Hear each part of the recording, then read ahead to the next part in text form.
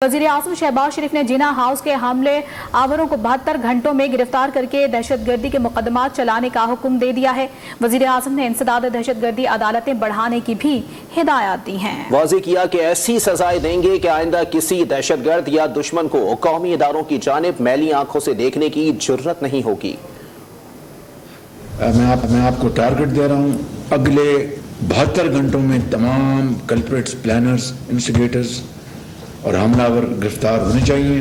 जुर्म और उनके खिलाफ कानून के मुताबिक केसेस दर्ज हों और आपकी जो एंटी टेररिस्ट कोर्ट्स वो बाकायदा काम शुरू कर दें। और उसके लिए मैंने लॉ मिनिस्टर को फिर मैं गुजारिश करूँगा यहाँ पर आप सबके सामने कि इसमें एक सेकंड की भी ताख़ीर नहीं होनी चाहिए। जितनी भी कोर्ट्स चाहिए उनको मुहैया करें ताकि वो राउंड द क्लॉक काम करें और एक मिसाल बन जाए रहती दुनिया तक कि कभी दोबारा क़यामत तक कोई दहशतगर्द, कोई दुश्मन पाकिस्तान के इन इदारों की तरफ मैली आंख से नहीं देख सकेगा।